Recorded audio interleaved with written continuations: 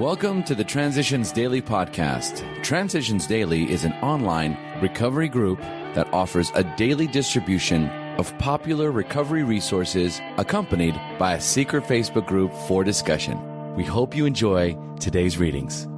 This is Transitions Daily for July 25th, read by Sarah M. from Pittsburgh, Pennsylvania, USA. AA Thoughts for the Day. New life. We die to live. That is a beautiful paradox straight out of the biblical idea of being born again, or in losing one's life to find it. When we work at our 12 steps, the old life of guzzling and fuzzy thinking and all that goes with it gradually dies, and we acquire a different and a better way of life. As our shortcomings are removed, one life of us dies, and another life of us lives. We in AA die to live. Second edition, Alcoholics Anonymous, pages 341 to 342. Thought to consider. Life didn't end when I got sober. It started.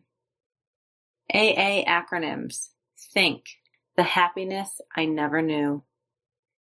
Just for today, accept my humanness from A Nourishing Ingredient.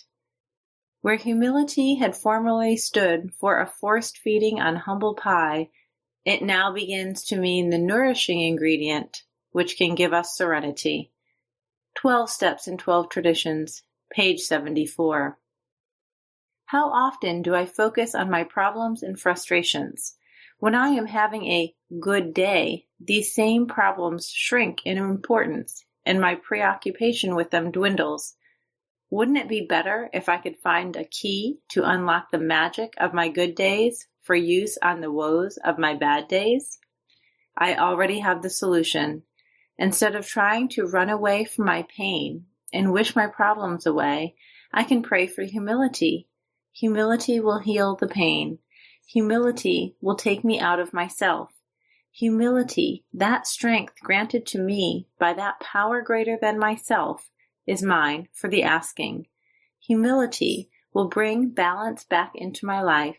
Humility will allow me to accept my humanness joyously.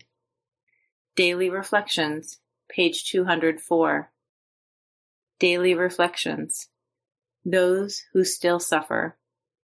For us, if we neglect those who are still sick, there is unremitting danger to our own lives and sanity. 12 Steps in 12 Traditions, page 151. I know the torment of drinking compulsively to quiet my nerves and my fears. I also know the pain of white-knuckled sobriety. Today, I do not forget the unknown person who suffers quietly, withdrawn and hiding in the desperate relief of drinking. I ask my higher power to give me his guidance and the courage to be willing to be his instrument, to carry within me compassion and unselfish actions. Let the group continue to give me the strength to do with others what I cannot do alone. As Bill sees it, praying for others. While praying sincerely, we still may fall into temptation. We form ideas as to what we think God's will is for other people. We say to ourselves, this one ought to be cured of his fatal malady, or that one ought to be relieved of his emotional pain, and we pray for these specific things. Such prayers, of course, are fundamentally good acts, but often they are based upon a supposition that we know God's will for the person for whom we pray. This means that side by side with an earnest prayer, there can be a certain amount of presumption and conceit in us. It is AA's experience that particular in these cases, we ought to pray that God's will, whatever it is, be done for others as well as for ourselves. 12 and 12, page 104. Big Book quote. On awakening, let us think about the 24 hours ahead. We consider our plans for the day. Before we begin, we ask God to direct our thinking, especially asking that it be divorced from self-pity, dishonest, or self-seeking motives. Under these conditions, we can employ our mental faculties with assurance, for after all, God gave us brains to use. Our thought life will be placed on a much higher plane when our thinking is cleared of wrong motives. Alcoholics Anonymous, Into Action, page 86. 24 hours a day. AA thought for the day. We are living on borrowed time. We are living today because of AA and the grace of God. And what there is left of our lives we owe to AA and to God. We should make the best use we can of our borrowed time, and in some small measure, pay back for that part of our lives which we wasted before we came into AA. Our lives from now on are not our own. We hold them in trust for God and AA, and we must do all we can to forward the great movement that has given us a new lease on life. Am I holding my life in trust for AA? Meditation for the day. You should hold your life in trust for God. Think deeply on what that means. Is anything too much to expect from such a life? Do you begin to see how dedicated a life in trust for God can be? In such a life, miracles can happen. If you are faithful, you can believe that God has many good things in store for you.